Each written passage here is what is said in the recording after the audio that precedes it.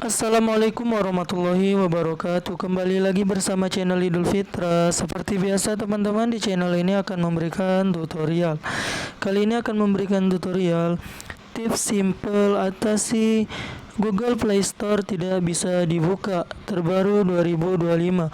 Oke, sebelum masuk ke tutorialnya, bagi teman-teman yang belum subscribe channel ini, boleh dibantu subscribe dan jangan lupa aktifkan tanda loncengnya. Terima kasih. Oke, tidak usah berlama-lama, langsung saja kita masuk ke tutorialnya teman-teman.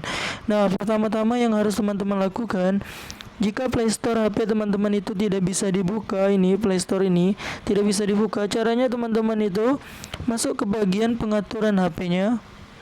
Nah, nanti di bagian ini silakan scroll ke bawah, cari yang namanya manajemen aplikasi atau daftar aplikasi ya teman-teman. Nah, oke, jika sudah dibuka, kita nanti akan ini menunggu sebentar seperti ini loading ya. Nah, nanti sudah timbul seperti ini. Silakan teman-teman scroll ataupun di pencarian ini, kalau mau scroll ya. Scroll cari yang namanya aplikasi Play Store. Oke, kita scroll terlebih dahulu.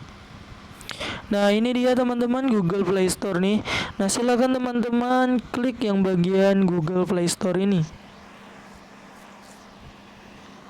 Oke, nah teman-teman, ini di bagian sini silakan pertama-tama teman-teman itu masuk ke bagian izin aplikasi. Nah, di sini teman-teman langsung saja kayak lokasi ini silakan teman-teman izinkan ya. Jangan ditolak ya. Bisa jadi itu menjadi penyebab tidak bisa dibuka Google Play Store di HP teman-teman sekalian.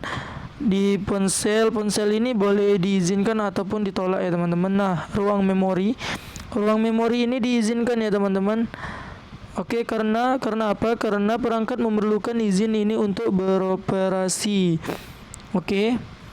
Nah, SMS jika perlu silakan diizinkan juga teman-teman. Kontak mikrofon juga jika sudah perizinan ini silakan teman-teman keluar, masuk ke halaman yang awal dibuka tadi bagian ini. Silakan teman-teman di bagian penggunaan penyimpanan.